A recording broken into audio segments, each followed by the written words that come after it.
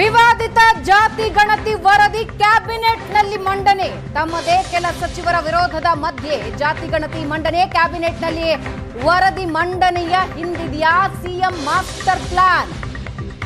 ವರದಿ ಜಾರಿಗೂ ಮುನ್ನ ಜನಾಭಿಪ್ರಾಯಕ್ಕೆ ಇಳಿದ್ರ ಸಿಎಂ. ಸಂಪುಟದಲ್ಲಿ ಮಂಡನೆಯಾದ ವರದಿ ವಿವರ ಸಚಿವರಿಗೆ ಹಂಚಿಕೆ.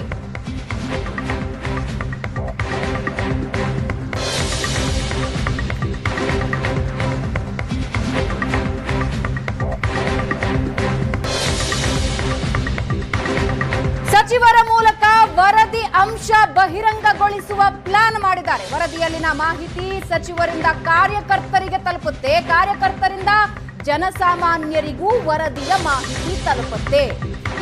ಈ ಮೂಲಕ ಸಾರ್ವಜನಿಕ ವಲಯದಲ್ಲಿ ಇದು ಭಾರೀ ಚರ್ಚೆ ಆಗುತ್ತೆ. ಸಾರ್ವಜನಿಕರ ಅಭಿಪ್ರಾಯದ ಮೇಲೆ ಸರ್ಕಾರದಿಂದ ಅಂತಿಮ ನಿರ್ಧಾರ. ವರದಿ ಜಾರಿ ಮಾಡಬೇಕೋ ಬೇಡವೋ ನಿರ್ಧಾರ ಕೈಗೊಳ್ಳುವ ಸಾಧ್ಯತೆ ಇದೆ. ಸಾರ್ವಜನಿಕವಾಗಿ ಚರ್ಚೆ ಆಗಲಿ ಅನ್ನೋ ಉದ್ದೇಶಕ್ಕೆ ಸಚಿವರಿಗೆ ಮಾಹಿತಿ ನೀಡಿದಾರಾ? ಮುಂದಿನ ಕ್ಯಾಬಿನೆಟ್ ಸಭೆಯಲ್ಲಿ ವರದಿ ಮಂಡನೆ ಹಿಂದೆ ಸಿಎಂ ಮಾಸ್ಟರ್ ಪ್ಲಾನ್.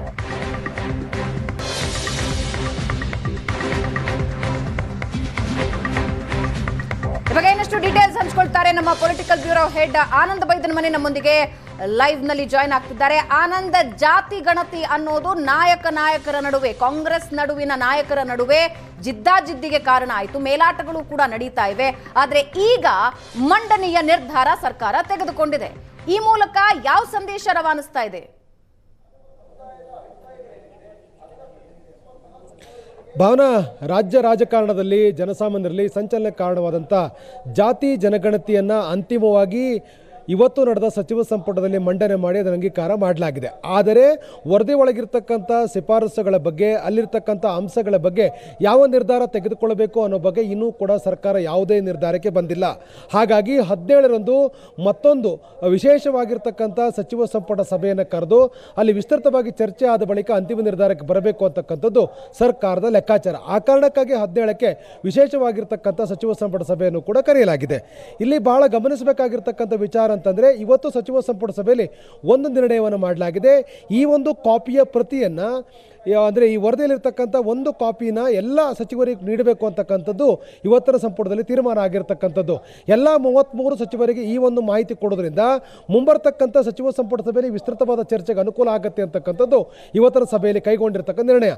ಆದರೆ ಈ ನಿರ್ಣಯವೇ ಸರ್ಕಾರ ಒಟ್ಟು ಲೆಕ್ಕಾಚಾರ ಹಾಕ್ಕೊಂಡು ಸ್ಪಷ್ಟವಾಗಿರ್ತಕ್ಕಂಥ ಕಾರ್ಯಸೂಚಿಯೊಂದಿಗೆ ಜಾರಿ ಮಾಡಿರ್ತಕ್ಕಂಥ ನಿರ್ಣಯ ಅಂದರೂ ಕೂಡ ತಪ್ಪಾಗಲಾರದು.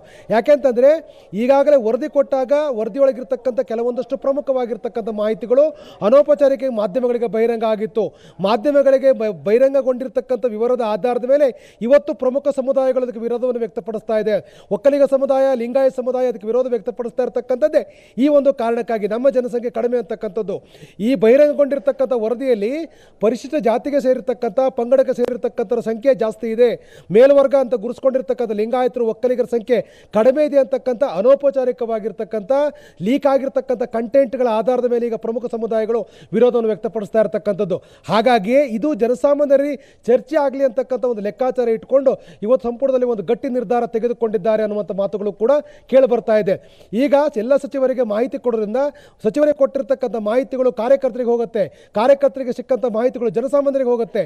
ಜನಸಾಮಾನ್ಯರ ವಲಯದಲ್ಲಿ ಗಂಭೀರವಾಗಿರ್ತಕ್ಕಂಥ ಚರ್ಚೆಗಳು ಆದ ನಂತರದಲ್ಲಿ ಅಂತಿಮವಾಗಿ ಯಾವ ಒಂದು ಮಾಹಿತಿ ಬರುತ್ತೆ, ಯಾವ ಅಭಿಪ್ರಾಯಗಳು ಬರುತ್ತೆ, ಅದರ ಆಧಾರದ ಮೇಲೆ ಮುಂಬರ್ತಕ್ಕಂಥ 17ರಂದು ನಡೆಯುವಂಥ ಸಚಿವ ಸಂಪುಟ ಸಭೆಯಲ್ಲಿ ಈ ಬಗ್ಗೆ ವಿಸ್ತೃತವಾದ ಚರ್ಚೆ ಬಳಿಕ ಅಂತಿಮ ನಿರ್ಧಾರಗಳನ್ನು ತೆಗೆದುಕೊಳ್ಳಲಾಗುತ್ತೆ.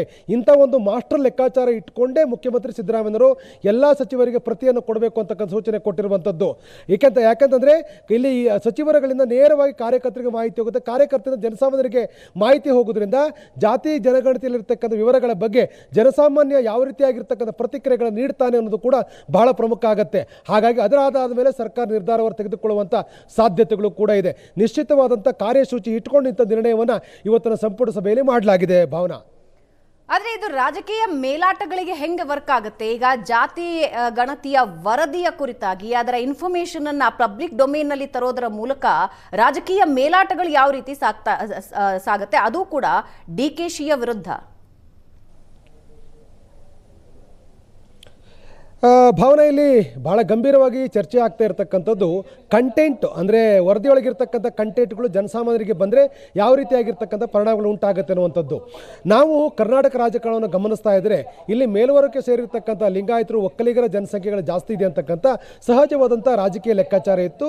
ಅದರ ಆಧಾರದ ಮೇಲೆ ಟಿಕೆಟ್ ಹಂಚಿಕೆ ಇರ್ಬೋದು, ಬೇರೆ ಬೇರೆ ಕ್ಷೇತ್ರಗಳಲ್ಲಿ ಬೇರೆ ಬೇರೆ ಅಭ್ಯರ್ಥಿಗಳನ್ನ ಕಣಕ್ಕಿಳಿಸುವ ಸಂದರ್ಭದಲ್ಲಿ ಈ ಜಾತಿ ಸಮೀಕರಣದ ಆಧಾರದ ಮೇಲೆ ಅಭಿಪ್ರಾಯಗಳನ್ನು ವ್ಯಕ್ತಪಡಿಸ್ತಕ್ಕಂಥ, ಒತ್ತಾಯ ಮಾಡ್ತಕ್ಕಂಥ, ಹಕ್ಕೊತ್ತಾಯ ಮಂಡಿಸ್ತಕ್ಕಂಥ ಪ್ರಕ್ರಿಯೆಗಳು ನಡೀತಾ ಇತ್ತು. ಅದಾದ ಮೇಲೆ ಟಿಕೆಟ್ಗಳು ಕೊಡಲಾಗ್ತಿತ್ತು. ಸಹಜವಾಗಿ ರಾಜಕೀಯವಾಗಿ ಶಕ್ತಿಗಳು ಆ ವರ್ಗಗಳಲ್ಲಿ ಲಭ್ಯ ಆಗ್ತಾ ಇತ್ತು. ಆದರೆ ಈಗ ಪರಿಶಿಷ್ಟ ಸಮುದಾಯಕ್ಕೆ ಸೇರಿರ್ತಕ್ಕ ಜನಸಂಖ್ಯೆ ಜಾಸ್ತಿ ಇದೆ, ಇಂತಿಂಥ ವಿಧಾನಸಭಾ ಕ್ಷೇತ್ರದಲ್ಲಿ ಅವರ ಜನಸಂಖ್ಯೆ ಇಷ್ಟೇ ಇದೆ ಅಂತಕ್ಕಂಥದ್ದು ನಿರ್ಣಯವಾಗಿದ್ದೆ ಆದರೆ ನಿಶ್ಚಯವಾಗಿ ಈಗಿರ್ತಕ್ಕಂಥ ರಾಜಕೀಯ ಚಿತ್ರಣ ಬದಲಾಗತ್ತೆ.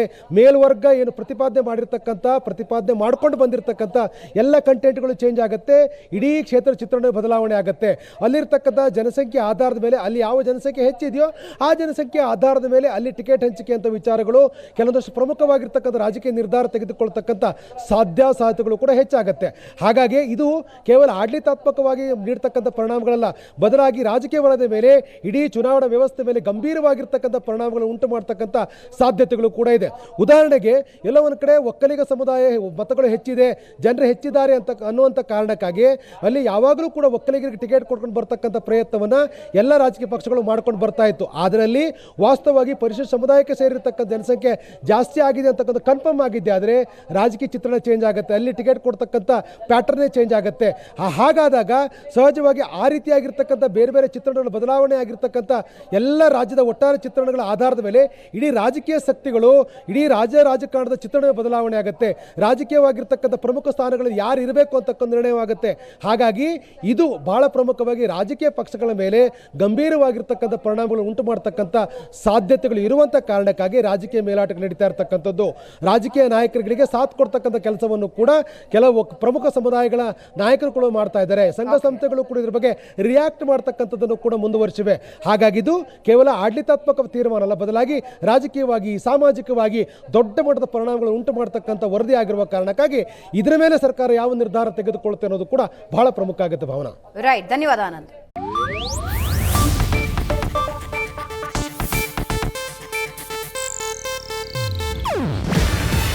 ಇದು ಏಷ್ಯಾನೆಟ್ ನ್ಯೂಸ್ ನೆಟ್ವರ್ಕ್ ಪ್ರಸ್ತುತಿ. ನೀವು ನೋಡ್ತಿದ್ದೀರಾ ಏಷ್ಯಾನೆಟ್ ಸುವರ್ಣ ನ್ಯೂಸ್.